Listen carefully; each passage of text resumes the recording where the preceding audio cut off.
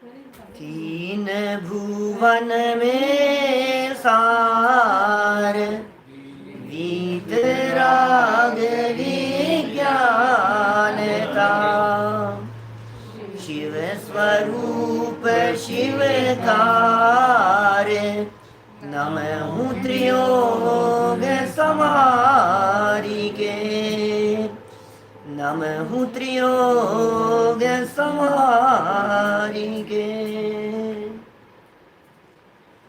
दौलत राम जी द्वारा लिखित यह 6 डाला नामक ग्रंथ है और इस महान ग्रंथ के आधार से 5वीं ढाल के अंतर्गत वैराग्य उत्पादक 12 भावनाओं की अपनी यहाँ चर्चा चल रही थी। सब कुछ होता है, वैराग्य नहीं होता इस जीव को, विरक्ति नहीं होती। थोड़ा बहुत वैराग्य जैसा भी दिखता है तो शमशानी वैराग्य जैसा दिखता है। किसी के वियोग हो जाने पर, किसी के मरण हो जाने पर थोड़ी देर बात कर लेवे, लेकिन फिर थोड़े अभ्यस्त हो जाते हैं।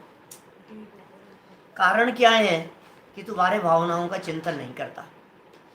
ये 12 भावनाएं जिनकी हम यहाँ चर्चा कर रहे हैं, ये 12 भावनाएं पाठ की चीज नहीं है, ये 12 भावनाएं गाने की चीज नहीं है, ये 12 भावनाएं बोलने की चीज नहीं है, सुनने सुनाने की चीज नहीं है। इन 12 भावनाओं को कहते हैं चिंतन। हे जीव, तू चिंतन कर। यदि तू चिंतन करेगा तो कुछ हासिल होगा। श्रीमद् राजचंद्र जी कहते हैं, कर विचार तो पाम। तू विचार करेगा तो कुछ हाथ लगेगा, और तू यदि विचार नहीं करेगा तो तेरे कुछ भी हाथ नहीं लगेगा। कर विचार, विचार कर, चिंतन कर कि क्या चिंतन करूं, क्या विचार करूं। तो हम यहाँ अनित्यादि 12 भावनाओं के संदर्भ में विचार कर रहे थे, जिसमें सबसे पहली यह बात कही गई कि ये जीव अपने संयोगों को, अपनी परिस्थितियों को कायम रखना चाहता है। और जब अपने संयोग और परिस्थितियों को कायम रखना चाहता है तो जगत का स्वरूप आचार्यों ने बतलाया कि सब क्षणभंगुर है, नाशवान है। जब नाशवान बतलाया तो ये कहता है कोई बात नहीं, बात तो सच्ची है, लेकिन मैं कुछ ऐसा करूंगा कि इनको बचा लूंगा। जब ये जीव उनको बचाने की भावना भाता है तो आचार्य कहते हैं तेरे बचाने से बचेंगे नहीं, अशरण है। अनित्य तो थे ही, अशरण भी हैं। और जब ये तर्क और युक्ति से बात समझाई जाती है तो यह बात भी समझ में आ जाती है कि बात तो बिल्कुल सच्ची है, बचाने से भी नहीं बचते हैं भाई साहब। हमने बहुत कोशिश की थी लेकिन मरते न बचावे कोई, कौन बचाए, बचाने में भी समर्थ नहीं। फिर ये कहता है कोई बात नहीं, बचाने से नहीं बचेंगे, लेकिन जब तक है तब तक तो सुख भोग लिया जाए। जब तक है तब तक तो इनमें से सुख भोग लो। तो फिर आचार्यों ने एक तीसरी भावना लिखी जिसका नाम था संसार भावना। और उस संसार भावना के माध्यम से यह बात कही गई कि भाई तू कहाँ सुख मानने की कोशिश कर रहा है। या संसार में जीव सुखिया कोई नजर नहीं आता। इस संसार में तो सुखी जीव कोई नजर नहीं आता है। तू क्या कल्पना करता है, तू क्या विकल्प करता है, सुख मिलेगा? कहाँ मिलेगा? है कहीं सुख? और तुझे लगता है, चल तू लिस्ट बना कहाँ कहाँ तुझे सुख दिखाई देता है, तो तू महसूस करेगा कि सुख बाहर में नहीं है। सुख बाहर की किसी वस्तु में नहीं है, विषयों में सुख नहीं है, भोगों में सुख नहीं है, बाहरी परिस्थितियों में आनंद नहीं है। पहला सुख निरोगी काया आदि कितनी भी बातें कहता रहे, लेकिन सच्चाई यह है कि उसमें आनंद नहीं है। फिर ये कहता है कोई बात नहीं, हाँ हाँ नहीं होगा, नहीं होगा, हमें लग रहा है इसमें आनंद। तुम कह रहे हो ना इसमें नहीं है, तो हम कह रहे हैं हमें इसमें आनंद लग रहा है। कल कुछ लोगों के प्रश्न थे इस तरह के, अंतिम चरणों में कुछ लोगों ने बात कही थी कि पंडित जी कुछ भी कहो, तीसरे चौथे रसगुल्ले में सुख नहीं हो, लेकिन पहले दूसरे में तो आता ही है, सुख मिल रहा है हमारे को। तो पता है आचार्यों ने इसकी बात को पकड़ लिया। आप जो बात कह रहे हैं उस बात को आचार्य ने, वीतरागी संतों ने, दिगंबर संतों ने, जैन विद्वानों ने पकड़ लिया। और पकड़ करके पता है क्या कहा कि सुन, तेरी बात तो समझ में आ गई हमारे, लेकिन यदि तू पर पदार्थों में सुख मानेगा तो तेरे कर्म बंधेंगे और तुझे भोगना पड़ेगा। समझ में आ रही है क्या कहा? अनित्य है शरण और संसार। जब संसार में भावना में ये कहा गया कि संसार में कहीं भी सुख नहीं है, तो इस जीव ने तुरंत कह दिया मुझे तो लग रहा है मैं तो भोगूंगा। तो आचार्य ने समझाया तू कैसी बात कर रहा है, जिनमें है नहीं सुख तू भोगने की चेष्टा कर रहा है। तू यदि कोशिश करेगा तो सुख तो हाथ आएगा ही नहीं, और उल्टा ऐसे कर्म बंधेंगे जिन कर्मों का फल भी भोगना पड़ेगा। तो फिर यह नया प्रश्न ठोक देता है। ये कहता है पंडित जी कोई बात नहीं, आपको पता नहीं है हमारे घर में कितना संगठन है, भोग लेंगे सब मिल बांट करके। बड़े से बड़े संकट आए हमारे घर पे, हम सब लोगों ने मिल बांट करके भोग लिए, कोई तकलीफ नहीं है। तो आचार्यों को तुरंत बाद में एकत्व भावना लिखनी चाहिए। सुनो बात क्या है, बहुत व्यवस्थित चिंतन है, बहुत व्यवस्थित विकास है। अज्ञानी आत्मा क्या क्या विचार करता रहता है, और ज्ञानी आत्मा उनके समाधान स्वरूप एक एक भावना की रचना करते चले जाते हैं। अज्ञानी ने ये कह दिया इन विषयों में सुख बुद्धि से जो कर्म बंधेगा कोई बात नहीं, हम अपने परिवार वाले सब लोग मिल बांट करके भोग लेंगे। क्या सब मिल बांट करके भोग लेंगे हम? मीनू भाई ऐसा लगता है ना सब भोग लेंगे अपन साथ में मिल मिल करके। अरे नहीं भोग पाएगा, साथ में भोगने का विधान नहीं है हमारे यहाँ जैन परंपरा में।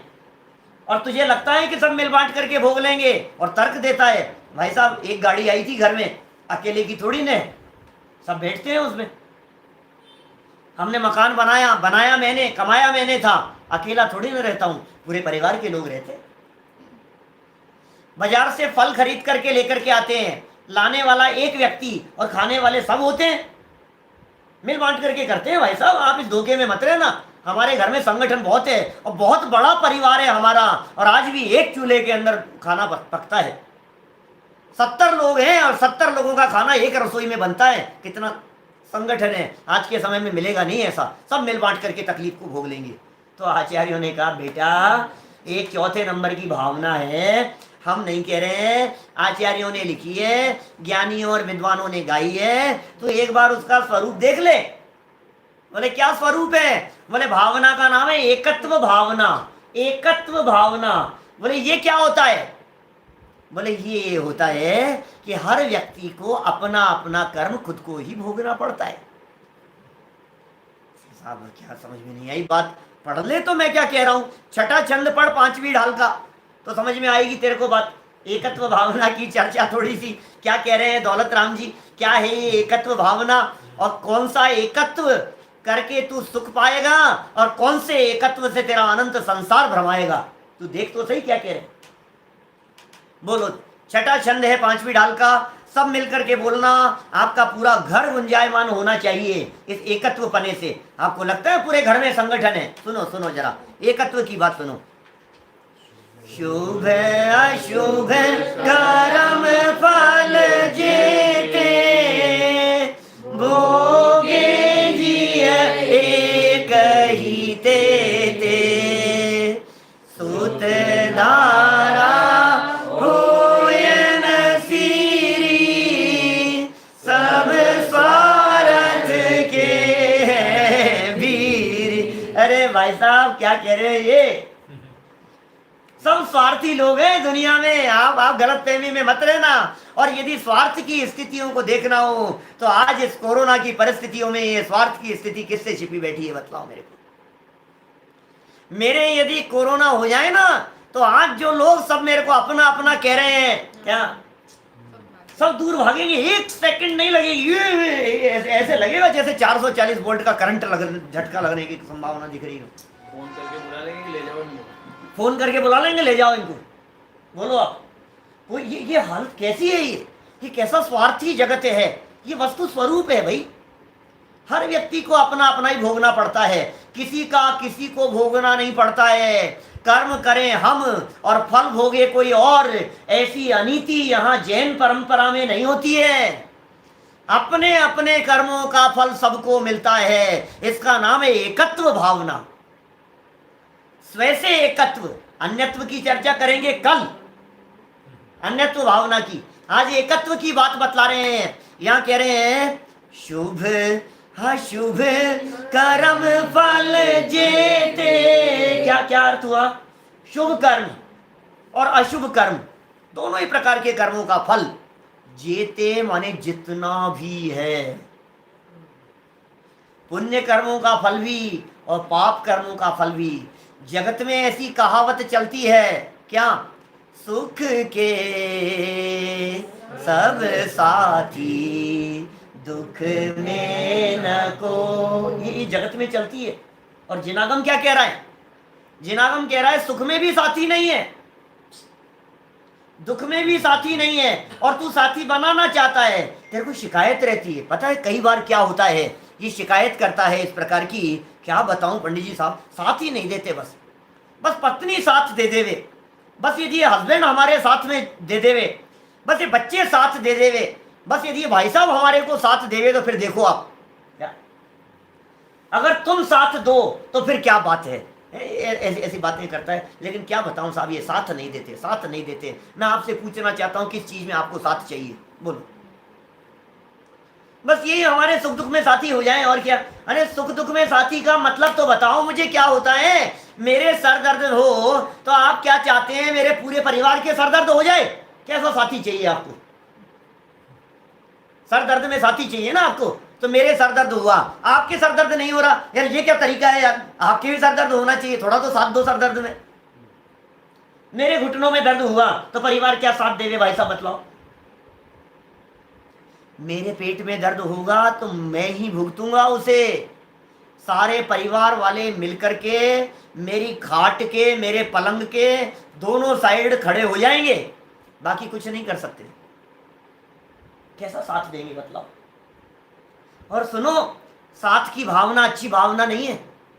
तुम व्यवहार में कुछ भी कहो, दादा की बहुत सुंदर लाइन है, सुनो क्या कहते हैं वो। सत्यार्थ है बस बात यह, कुछ भी कहो व्यवहार में, संयोग है सर्वत्र पर साथी नहीं संसार में। क्या व्यवहार में आप 16-16 लाइनों की भावना है, मैं तो 4 सुनाता हूं बीच में।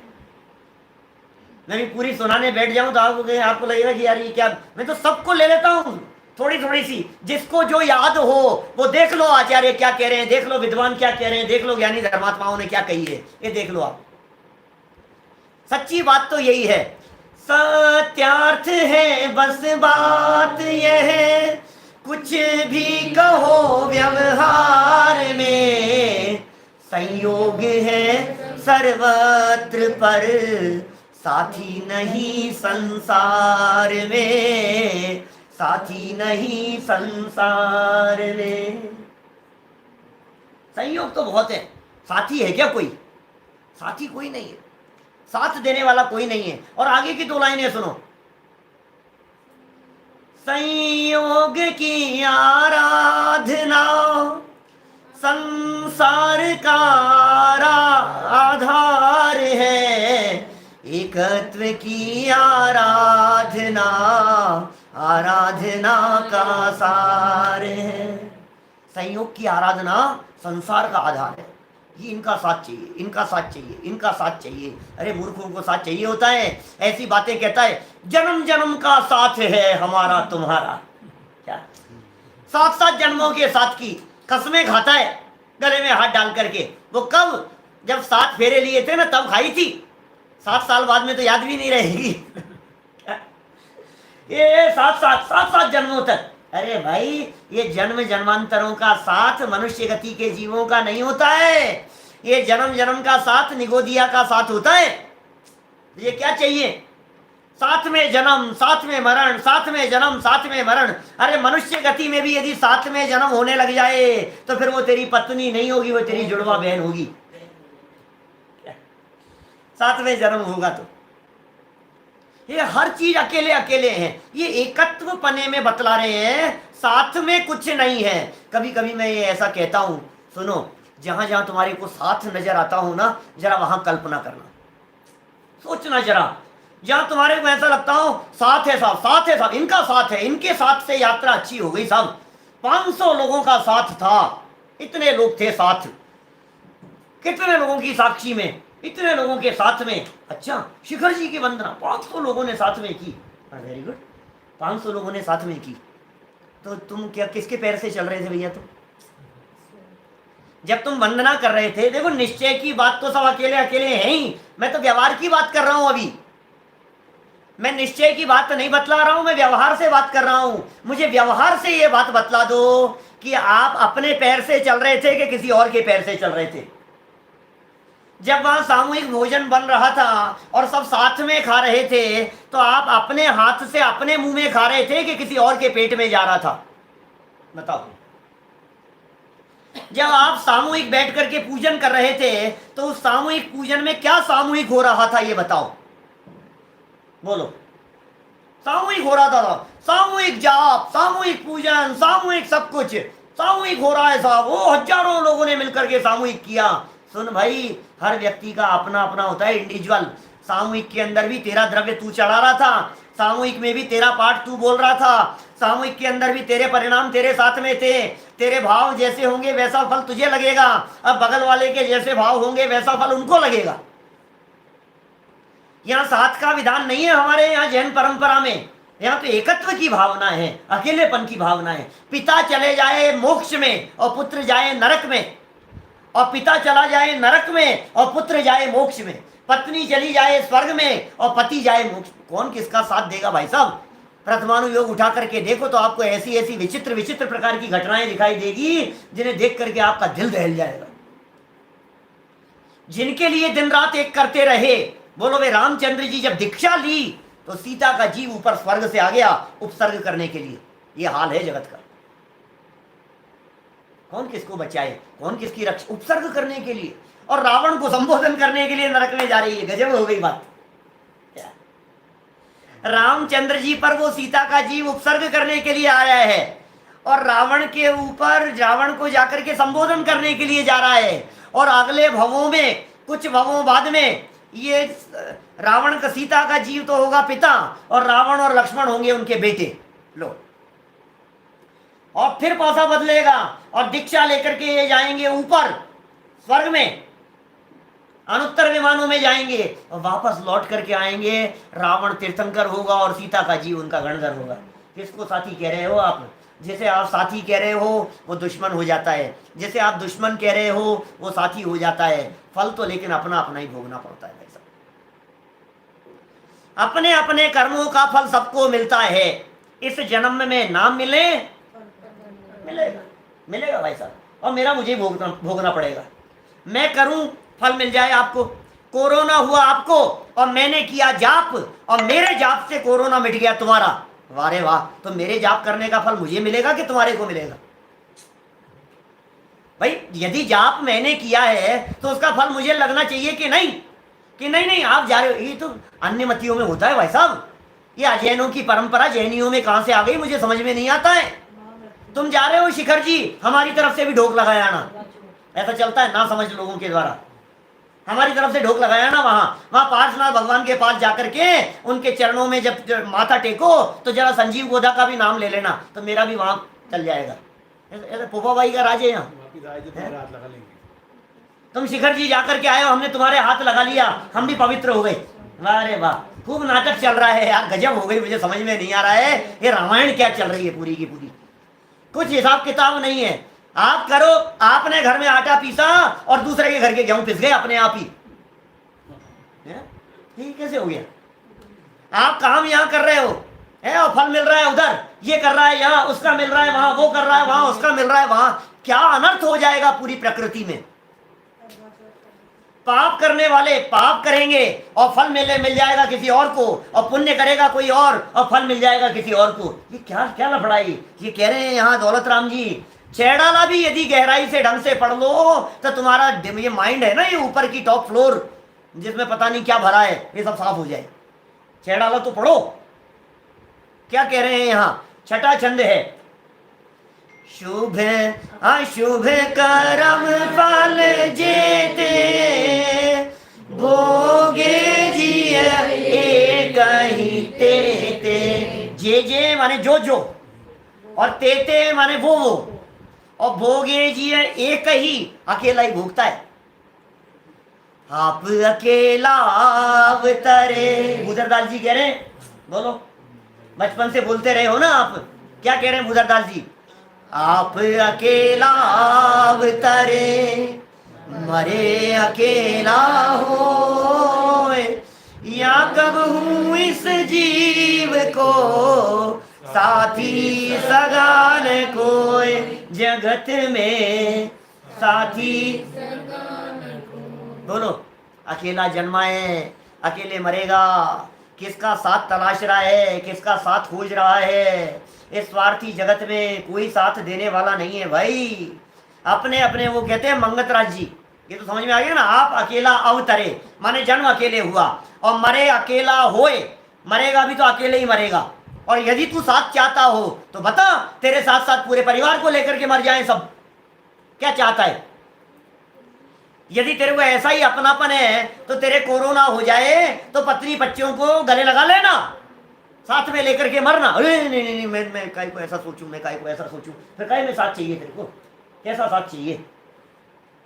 आप अकेला अवतरे और मरे अकेला होए, और यो कब हूं इस जीव को, कभी भी इस जीव का साथी सगा न कोई। देखो, भूदरदास जी ने जन्म और मरण के अकेलेपन की बात तो कह दी, लेकिन उनके पास में कितने शब्द थे, 2 लाइनों में उनको एकत्व भावना समझानी थी। ये क्या कहते बताओ मेरे? सच्चाई तो यह है कि जीवन की प्रारंभिक पोजीशन को कहते हैं जन्म, और जीवन की लास्ट स्थिति को कहते हैं मरण। और जन्म और मरण दोनों अकेले अकेले कहकर के कहना चाह रहे हैं, जन्म से लेकर के मरण तक सब कुछ अकेले अकेले है। बोलो, आपने तो अर्थ ये लगाया ना लाइनों का, जन्म अकेले हुआ, मरेगा अकेले, अकेले जन्मा है, अकेले मरेगा। अरे भाई, जन्म मरण तो सारी दुनिया अकेले समझ रही है। अस्पताल में अकेले जन्मा था, घर में अकेले जन्मा था, दाई से अकेले जन्मा था, अकेले मरेगा। कहाँ मरेगा, कौन सी जगह पर जाकर के मरण होगा पता नहीं, अकेले ही मरेगा। लेकिन ये कुछ और विशेष कहना चाह रहे हैं। अकेले जन्म और अकेले मरण की चर्चा तो पूरी दुनिया के सब धर्म दर्शन वाले कहते हैं। जैन दर्शन तो ये कहता है, जन्म होने के बाद बचपन तेरा अकेला था, जवानी तेरी अकेली थी, बुढ़ापा तेरा अकेला है, जवानी का प्रत्येक पल तेरा अकेला था, बचपन और बुढ़ापे का एक एक दिन तेरा अकेला बीतने वाला है। ये नहीं, पूरा परिवार है साथ में। नहीं, फल भोगने की बात चल रही है, फल भोगने की बात चल रही है भैया, अकेले अकेले भोगने की बात चल रही है। तुझे यदि सच्ची एकत्व भावना यदि भानी है तो एकत्व पर के साथ में नहीं, यदि वो एकत्व अपने साथ में होता है, अपने गायक के साथ में होता है, तो एकत्व की वो आराधना का सार है, मुक्ति में ले जाकर के विराजमान कर देगी। अपनापन करना है तो पर के साथ में अपनापन नहीं, अपने साथ में अपनापन कर, यदि तुझे सच में अपनापन ही करना है तो। इसका नाम है शुभ अशुभ कर्म फल जेते, भोगे जिए एक ही तेते।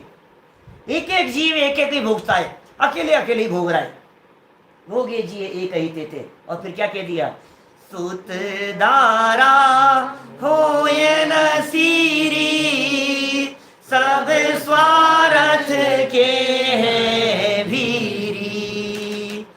सुत दारा होए न सीरी, सीरी क्या होता है? सीरी क्या होता है भाई साहब? साझेदार है, साझेदार, पार्टनरशिप है भाई साहब इनकी और हमारी, तो पार्टनरशिप है। अच्छा, पार्टनर है, मिल बांट करके भोगते हैं भाई साहब। जितना प्रॉफिट होता है बांट लेते हैं, जितना नुकसान होता है बांट लेते हैं। सुनो, उसमें भी जिसका जितना लिखा है ना उदय प्रमाण, उतना ही मिलेगा। तेरी ये साझेदारी, तेरी ये पार्टनरशिप सब फेल हो जाती है क्या? जिसको तू अपना कहता हुआ नजर आ रहा है वो तुझे छोड़ करके चल देते हैं। बाबूजी की पंक्ति है देवशास्त्र गुरु पूजन की, जग में जिसको निज कहता मैं, वह छोड़ मुझे चल देता है। मैं आकुल व्याकुल हो लेता, व्याकुल का फल व्याकुलता है। जग में जिसको मैं अपना कह रहा हूं वो छोड़ करके चल दिया, ओ आज ये छोड़ करके चले गए, आज ये छोड़ करके चले गए। और जगत की इन दृश्यों को देख करके डर नहीं लग रहा है बिल्कुल भी। 2 दिन बात कर लेंगे, 2 घंटे चर्चा कर लेंगे, 2-4 दिन थोड़ा सा मातम छाया रहेगा, और उसके बाद में फिर वही क्या करो बोलो। आज मरे और कल तीसरा दिन है, ये जगत का स्वरूप है भाई साहब। कौन किसे याद करता है? मंगत राज जी कह रहे हैं अपने अपने सुख को रोवे पिता पुत्र दारा। ये जगत का स्वरूप है, अपने अपने सुख को। तेरे मरने से किसी को परवाह नहीं है, तेरे मरने को कोई नहीं रो रहा है। सच बात ये है, सच्चाई है, ये वस्तु स्वरूप है। और यदि आपको भरोसा नहीं हो तो आपको ले चलूं कल्पना लोक में।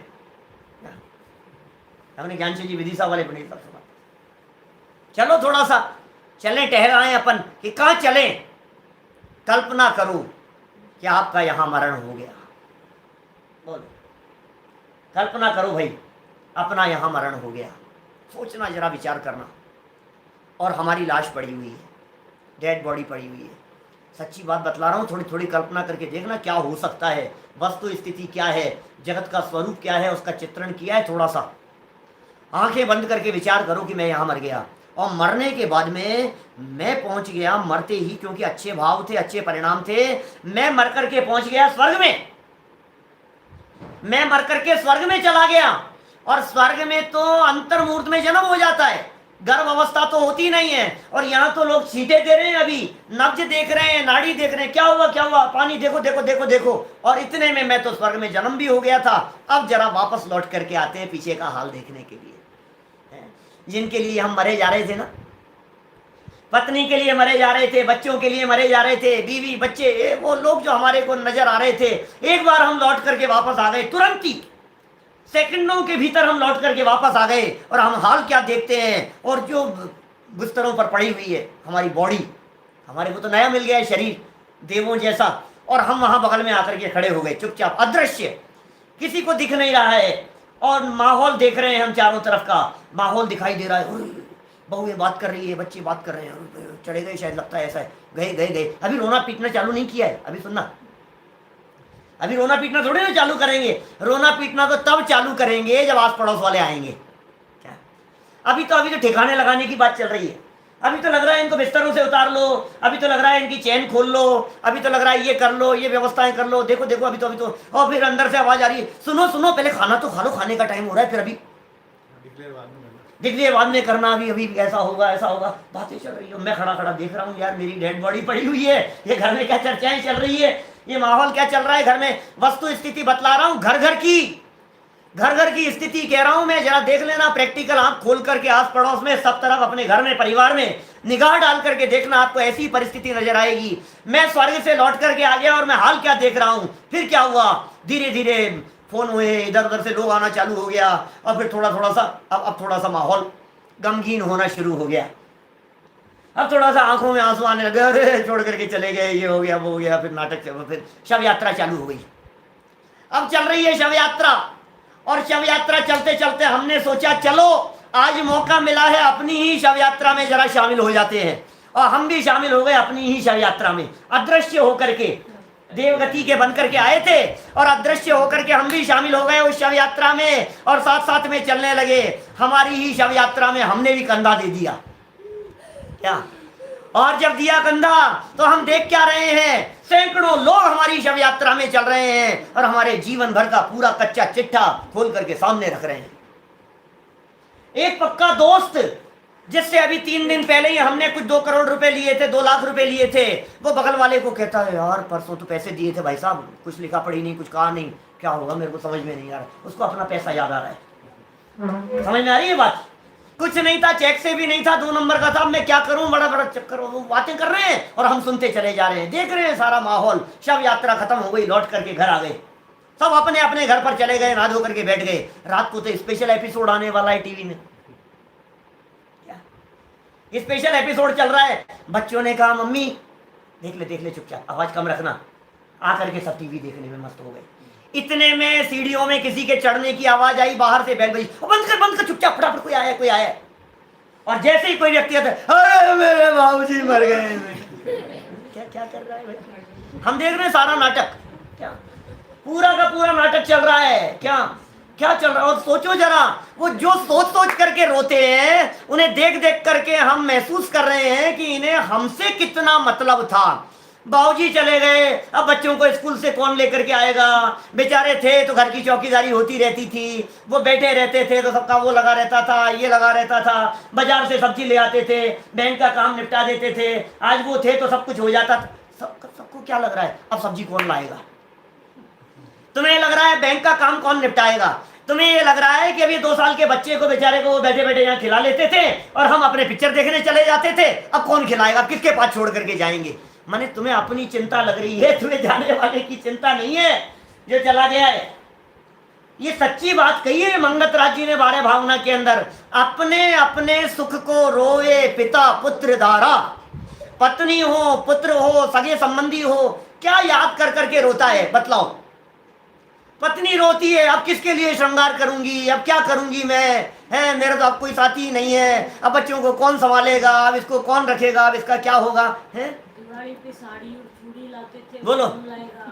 दिवाली पे चूड़ी और ये लेकर के आते थे, गहने दिलाते थे, अब कौन दिलाएगा। अभी अभी तुझे गहने की पड़ी है, मैं सुन रहा हूँ सारी बात, समझो आप जरा। मेरा कहने का मतलब ये है भाई साहब, दुनिया में किसी को किसी की नहीं पड़ी है। हर व्यक्ति को अपना अपना सिर्फ और सिर्फ स्वार्थ सिद्ध करना है, स्वार्थ सिद्ध करना है।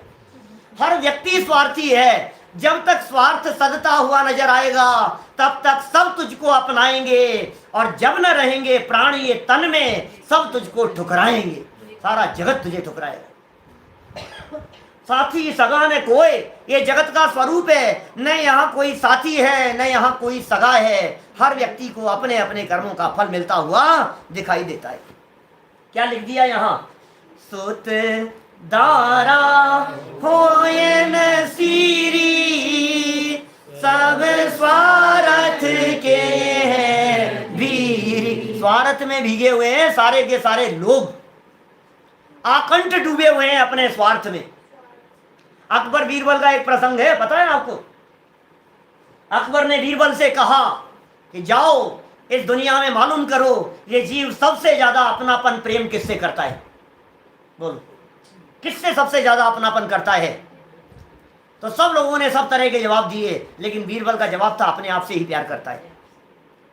अकबर को यह बात जची नहीं, बोले सिद्ध करके बतलाओ। दुनिया में हर व्यक्ति कह रहा है अपने बच्चों से प्यार करते हैं, अपने माँ बाप से प्यार करते हैं, इनसे प्यार करते हैं, सब अपने अपनों से प्यार करते हैं, तुम कह रहे हो अपने आप से प्यार करते हैं। सिद्ध करके बतलाओ इस चीज को। कोई बात नहीं, मैं बताता हूं, समय दो थोड़ा सा।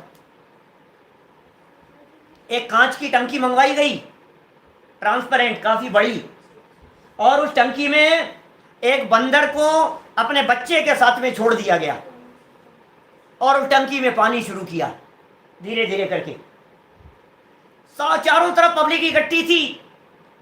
बीरबल और अकबर भी देख रहे थे कि क्या दिखाना चाह रहे हो तुम। और फिर क्या हुआ, देखो आप, पानी जैसे जैसे बढ़ता चला जा रहा है, वो माँ अपने बच्चे को उठा रही है, और चाहे पैरों में उठा लिया, यहाँ उठा लिया, गोदी तक उठा लिया।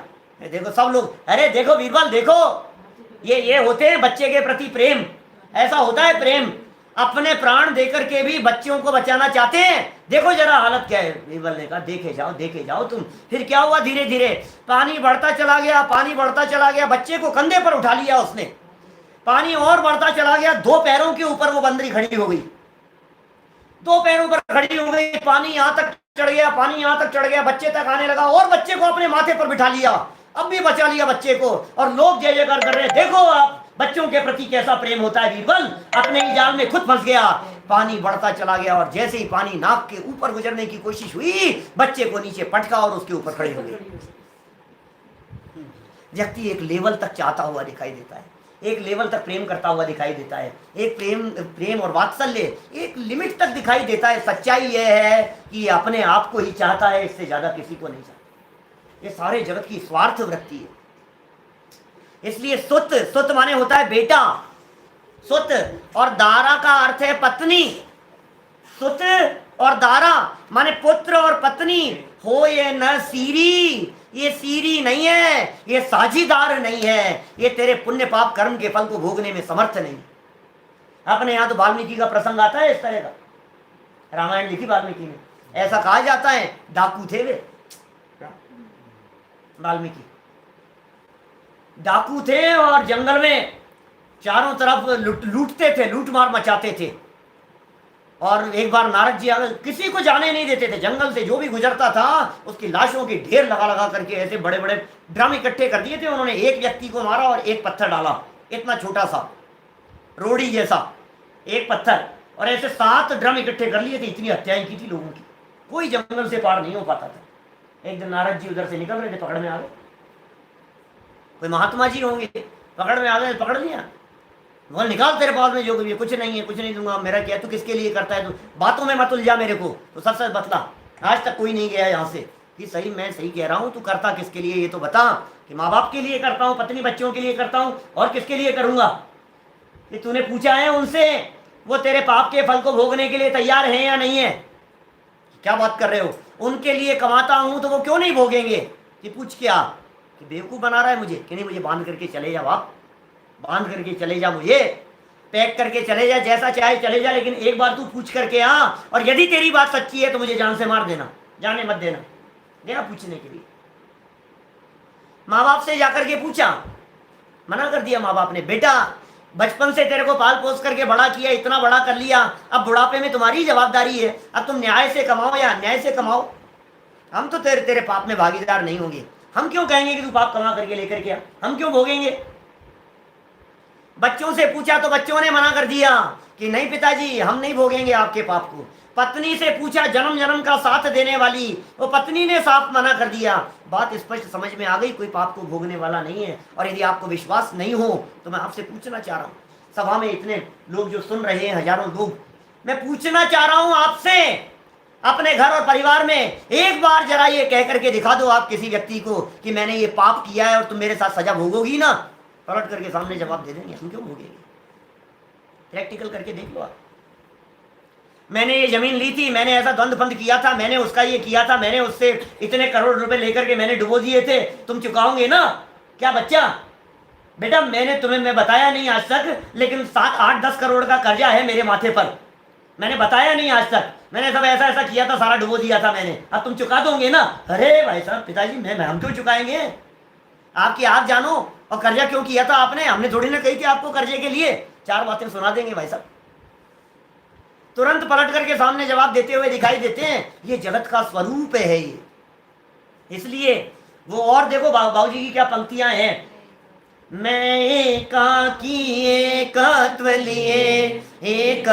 लिए सब ही आते, तन धन को साथी समझा था, पर ये भी छोड़ चले जाते हो।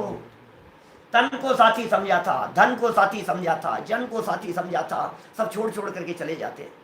आज ये छोड़ करके चले गए, आज ये साथ छोड़ करके चले गए, आज ये साथ छोड़ करके चले गए। एक दिन तो साथ छूटना ही है ना। किसका साथ। इष्टोपदेश में एक बहुत सुंदर श्लोक आता है, पूज्यपाद आचार्य देव ने लिखा, इष्टोपदेश नाम का ग्रंथ। वो कहते हैं, सुनो तुम्हारा और इनका साथ पता है कैसा है। ये साथ इस तरह से है जैसे किसी एक वृक्ष के ऊपर बहुत सारे पक्षी कहीं अलग अलग दिशाओं से आकर रात्रि भर बैठ करके विश्राम करते हैं। अलग अलग दिशाओं से आते हैं और आकर के एक स्थान पर रुकते हैं। कोई 5 मिनट पहले आता है, कोई आधे घंटे पहले आता है, कोई 15 मिनट पहले आता है, कोई 2-5 मिनट आगे पीछे आता है। अलग अलग टाइम पर आते हैं, रात भर साथ रहते हैं, और सुबह हो जाने पर कोई 2 मिनट पहले और कोई 2 मिनट पीछे, आगे पीछे सभी अपनी अपनी दिशाओं में उड़ जाते हैं। ये एग्जाम्पल दिया इष्टोपदेश में पूज्यपाद आचार्य देव ने। ये परिवार के लिए उदाहरण दिया है। ये परिवार की यही स्थिति है। तुम्हारा और हमारा साथ कितने समय का साथ है बताओ। नहीं साहब, लंबा साथ है साहब, लंबा साथ है साहब। आपका और हमारा साथ तो साहब बहुत पुराना साथ है भाई साहब, आपको पता नहीं है क्या। ये संबंध तो अभी हुआ है, लेकिन हमारा संबंध तो उससे भी बहुत पुराना है, जन्म जन्म का। अरे कोई साथ नहीं है, तू क्या बात कर रहा है, कौन से साथ की बात कर रहा है। यहाँ आचार्य देव तुझे क्या बतलाना चाह रहे हैं। तुझे लग रहा है लंबा साथ है, ये साथ छूट जाने, क्योंकि आए तो नहीं थे साथ साथ। ये बताओ, परिवार में हर व्यक्ति अलग अलग जगह से आया था ना, हर व्यक्ति अलग अलग जगह से आया था। कोई नरक से आया है, कोई स्वर्ग से आया है, कोई त्रियंश से आया है, कोई हाथी की पर्याय से आया है, कोई घोड़े की पर्याय से आया है, कोई बिल्ली की पर्याय से आया है, कोई 2 इंद्रिय से आया है, कोई पहले स्वर्ग से आया है, कोई भवनत्रिकों से आया है, कोई वैमानिकों से आया है, कोई ज्योतिषियों से आया है, कोई वैमानिक व्यंतरों से आया है। अलग अलग जगह से आए हैं ना सब लोग, थोड़े समय के लिए साथ में हैं। अब मरने के बाद में क्या होगा, सब एक ही जगह जाएंगे, सब पूरा का पूरा परिवार एक ही जगह जाकर के जन्म ले लेगा। अलग अलग जगह जाना है, और यही कारण है कि 2 व्यक्तियों के विचार आपस में मिलते नहीं है। ये कहता है हमारे विचार क्यों नहीं मिलते, कितने गुण मिले थे राम और सीता जी के? 36। 36 मिल गए थे पूरे, 36 मिल गए। 36 मिले थे कि 36 का आंकड़ा था? हैं? क्या हाल था? नहीं नहीं, क्या बात कर रहे हो साहब, एक दूसरे का साथ दिया साहब, एक दूसरे का साथ। अलग अलग जगह से आए थे भाई, और अलग अलग जगह पर जाना है, हम क्या बताएं आपको। ये कहता है पत्नी से विचार नहीं मिलते, बच्चे से विचार नहीं मिलते, आपस में बनती नहीं है साहब हमारी, हम क्या बतलाएं साहब, बहुत हालत खराब है। बनेगी ही नहीं, दो व्यक्तियों के विचार कभी मिलते ही नहीं है। मैं नहीं कह रहा हूं, नियम सार में कुंदाचार्य देव कह रहे हैं, दो व्यक्तियों के विचार कभी मिलते नहीं है। हमारे पूनम चंद जी चावड़ा साहब थे, उनको बहुत प्रिय थी ये गाथा, नाना जीवा नाना कम्मा, खूब सुनाते थे जगह जगह जाकर के। है जीव नाना कर्म नाना लब्धि नाना विधि कहे, अतएव वर्जितवाद है निज पर समय के साथ भी।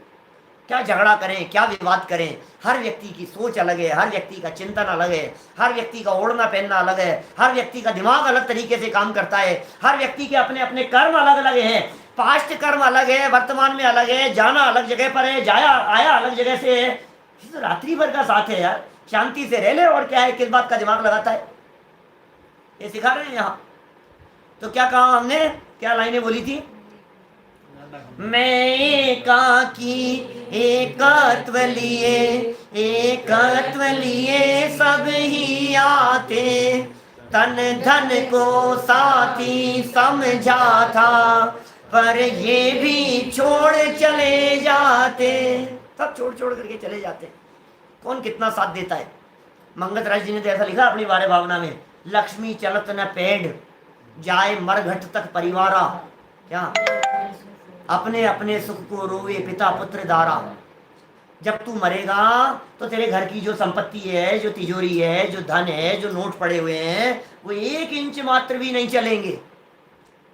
अच्छा, और जो परिवार है, ये परिवार के जन भी, कुटुंबी जन, ये मरघट तक चले जाएंगे, और जो पत्नी है ये दरवाजे पर खड़ी खड़ी विदाई देगी तेरे को। अब बोल कौन इससे आगे जाने वाला है? फिर साहब शमशान तक तो जाएंगे ना साथ में। अरे भाई साहब, शमशान को भी तेरी बॉडी को लेकर के जाएंगे, तू तो उससे पहले जा चुका होगा। कौन जाएगा, कौन किसका साथ देगा? इसलिए एकत्व कितनी जगह पर आप योगसार ग्रंथ उठा करके देखो, आप योगेंदु देव के और अलग अलग ग्रंथों के उठा करके देखो, आपको लगेगा जन्मे मरे सुख दुख भोगे, नरक जावे एकला, अरे मुक्ति महल में भी जाएगा जिए एकला। अकेले ही जाना पड़ेगा भाई साहब, ये अकेले का ही रिवाज है यहाँ पर, यहाँ कोई साथी नहीं होता है। कोरोना हो जाए तो जिस तरह से कोई साथी नहीं है ना, ऐसे मरने के बाद कोई साथी नहीं है। सब साथी साथी दिखाई देते हैं, ये हमारे साथी हैं, ये हमारे पक्के दोस्त हैं, ये हमारे पक्के मित्र हैं। उदय अपना अपना है भाई साहब, उदय अपना अपना है। नहीं साहब डोसे बने साहब, सब साथ में मिलकर के खाएं। अरे वाह, साथ में मिलकर के खाएं है ना। एक के पेट में दर्द हो रहा है और एक ने ज्यादा खा लिए हैं, एक को भा नहीं रहा है, एक को पसंद नहीं है, सबका अपना अपना है। तो क्या करेगा बता? तो कह रहे सब सब सब, कहाँ सब सब होता है? ये सब स्वार्थ की दुनिया है भाई साहब, हम क्या कहें। इसलिए सुनो, यदि एकत्व बुद्धि ही करनी है, यदि एकता ही करनी है, यदि अपनापन करना है, यदि तन्मयता करनी है, तो पर के साथ में तन्मयता मत करो, पत्नी पुत्र परिवार के साथ में तन्मयता मत करो, इस देह के साथ में एकत्व बुद्धि मत करो। अरे एकत्व यदि करना है तो एक एकत्व तत्व, एकत्व विभक्त आत्मा इस देह देवालय में विराजमान है, उसमें अपनापन करो, वो है अपनापन करने योग्य। अपने अनंत गुण, वो है अपना समाज। जाते मिले समाज सब, पावे निज पद राज। मोक्ष मार्ग प्रकाशक में सुबह मंगलाचरण करते हैं अपन। सारे अनंत गुण समाज जहां मिल जाए, अनंत गुणों का मेला है भाई साहब। तू अंदर तो देख तो सही एक बार, कि नहीं साहब सिद्धालय में तो साथ साथ में रहेंगे। साधर्मियों का साथ तो भाई साहब क्या बात कर रहे हो आप? साधर्मियों का साथ तो होता ही है, कैसी बात कर रहे हैं आप? साधर्मियों का साथ नहीं है क्या? रहिए अनंत अनंत काल सिद्धालय में साथ में रहेंगे। कैसा साथ होगा? बगल में बैठे हुए को बगल में बैठे हुए से किसी प्रकार का कोई मतलब नहीं होगा। फर्स्ट क्लास के एसी डिब्बे जैसी स्थिति है, और फर्स्ट क्लास के एसी डिब्बे के अंदर तो फिर कोई एक दूसरे से बात कर ले वे। सिद्ध भगवान तो एक दूसरे से बात भी नहीं करते हैं, अपना सुख स्वयं भोगते हैं। अपना दुख भोगने के लिए भी तू स्वाधीन है, अपने सुख को भोगने के लिए भी स्वाधीन है। यदि तू अपने पुरुषार्थ से अनंत सुख का उपभोग करेगा तो उसका बंटवारा करने के लिए कोई नहीं आएगा, और यदि तू अपने परिणामों से पाप कर्म बांधेगा तो उसके फल को भोगने के लिए भी कोई नहीं आएगा। ये सिखा रहे हैं यहाँ पर, ये वस्तु व्यवस्था तुम्हारे को बतला रहे हैं। तुमने जो प्रश्न किया था ना इस तरह का संसार भावना की चर्चा करते समय, उसका जवाब दिया है आचार्यों ने एकत्व भावना कह करके। संसार भावना में कहा था कि इनमें सुख है और मैं भोग रहा हूं, तो कहा सुख नहीं है, ये भावना में बतलाया। संसार भावना में इसमें सुख नहीं है, तो इसने कह दिया भोग लेने दो यार, मजे तो आ रहे हैं। कह दिया कर्म बनेंगे, अकेले भोगना पड़ेगा, नहीं नहीं मिल बांट के भोग लेंगे। तो ये एकत्व समझाने की जरूरत पड़ी। ये चौथे नंबर पर एकत्व भावना बतलाने की जरूरत क्यों पड़ी? क्योंकि तुझे साथ साथ दिखाई देता है, साथ साथ नहीं होता है, नहीं होता है साथ साथ। सुत धारा हो ये न सीरी, सब स्वार्थ स्वार्थ स्वार्थ के हैं भीरी। मैं आचार्यों के शब्द बोलते हुए मुझे थोड़ा सा वो लगता है कि कहीं ऐसा नहीं हो कि आपको साहब घर में झगड़े करवाने के काम। घर में झगड़े की बात नहीं है, स्वरूप ही इसी तरह का है। देखो जब आप ऐसा समझते हो कि ये मेरा साथ नहीं देता है, तो आपको बहुत विकल्प आते हैं, आप दुखी होते हो। और जब आप यह समझते हो कि कोई किसी का साथ दे नहीं सकता है, तो फिर बारह भावनाओं में एकत्व भावना का सही चिंतन होता है। हमने पहले दिन चर्चा की थी ना आपके बीच में, आपका चिंतन इस प्रकार का होना चाहिए जो चिंतन समता सुख को उत्पन्न करने वाला हो। आपका चिंतन इस प्रकार का होना चाहिए जो पीड़ा देने वाला नहीं हो, जो कष्ट प्रदान करने वाला नहीं हो। तो कैसा चिंतन होना चाहिए बोलो? साथ नहीं देते, साथ नहीं देते, शिकायत करते रहो आप, क्या क्या साथ नहीं देते? आपका चिंतन ऐसा होना चाहिए, सुनो तुम साथ दे नहीं सकते, तुम साथ दे नहीं सकते। कौन साथ देगा? क्या साथ कौन देगा बताओ मेरे को, समझ में आ रही है? ये साथ देगा, देखो बच्चे, छोटा सा बच्चा हाथ उठा रहा है, मैं साथ दूंगा पापा जी आपका, मैं साथ दूंगा। अरे भाई क्या साथ देगा? ये साथ देने की भावना, दिल में भावना है साथ देने की, लेकिन कैसे देगा? ठगों की टोली कह करके पुकारा है आचार्यों ने, ये ठगों की टोली है, तो किन के पीछे दौड़ रहा है, तो किन के पीछे भाग रहा है? मैंने इतनी सब बातें कही, तो इतनी सारी बातें कहते ही तुरंत एक विकल्प खड़ा होता है इस व्यक्ति को, और ये कहता है सुनो पंडित जी, खबरदार हमारे परिवार के बारे में आपने कुछ बोला तो देखो, साथ देवे चाहे नहीं देवे, हमारे सुख दुख के अंदर सहयोगी बने चाहे नहीं बने, लेकिन अपने तो अपने ही होते हैं। क्या ये बात समझ लेना आप। तो फिर आचार्यों को कहा, आचार्यों को लगा यार इसको अभी एक और भावना से समझाना पड़ेगा। क्या? और इसको ये समझाना पड़ेगा कि तुझे लग रहा है बेटा कि ये अपने तो अपने ही होते हैं, तू किसको अपना मान करके बैठा है, यही अपना नहीं है, ये अन्यत्व भावना में कल समझाएंगे। समझ में आ रही है बात? माने दुनिया में कोई अपना नहीं है, ये एकत्व की भावना, परमे एकत्व की भावना, ये अनंत संसार को खड़ा करने वाली है। ये संयोगों की आराधना, ये संसार का आधार बनती है। ये साथ देवे, मिठाई हो, लड्डू हो, गुलाब जामुन हो, खाने पीने के साधन हो, बाहर की सुविधाएं हो, गाड़ी हो, बंगला हो, ये सब संयोग, ये सब संयोग हमारे को ऐसे लग रहा है मजा आएगा इन संयोगों में, बहुत अच्छे हैं, बहुत अच्छे हैं, बहुत अच्छे हैं। सुन, ये संयोगों की जो भावना है तेरी, ये संसार का आधार है। और एकत्व की आराधना, समय सार में उस एकत्व विभक्त भगवान आत्मा के गीत गाए हैं। तू देख अपने एकत्व स्वरूप को, देख अपने गायक स्वरूप को।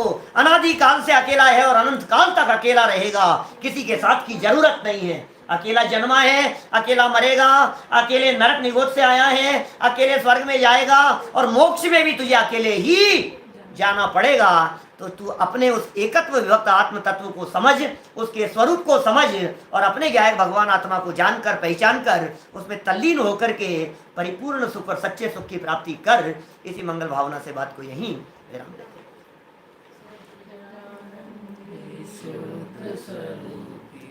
अविनाशी हूँ आत्म स्वरूप, सहजानंदी शुद्ध स्वरूपी। अविनाशी हूँ आत्म स्वरूप, सहजानंदी शुद्ध स्वरूपी। अविनाशी हूँ आत्म स्वरूप। जय जगन्नाथ।